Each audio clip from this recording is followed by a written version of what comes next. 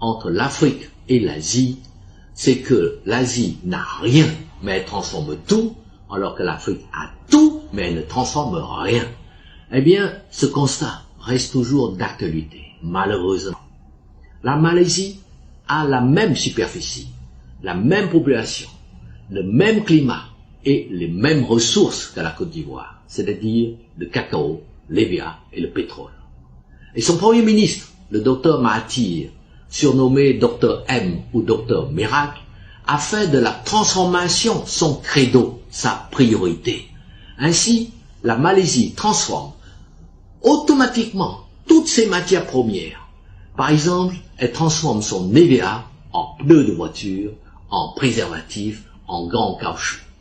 Et comme la transformation est faite sur place, eh bien, les cours de l'EVA sont fixés, non pas à Londres, mais à Kuala Lumpur, la capitale de la Malaisie. Et la démonstration est ainsi faite.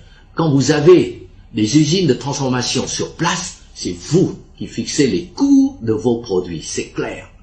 Et sur cette lancée, la Malaisie a bâti, avec son pétrole, une société pétrolière dénommée Petronas, qui est considérée comme l'un des nouveaux géants de l'or noir. Et vous voyez par vous-même les images de la Malaisie, c'est un paradis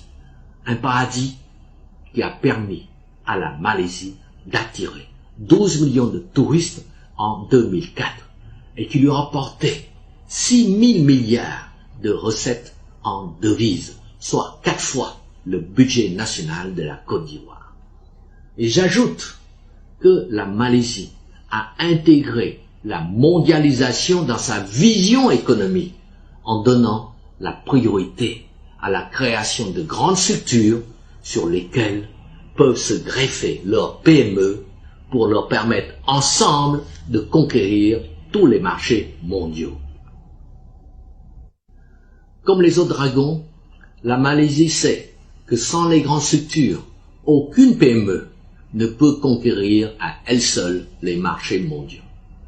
Et cette politique économique est un tel succès que les Malaisiens ont pleuré lorsque le docteur Mahathir a décidé de lui-même de démissionner en 2004.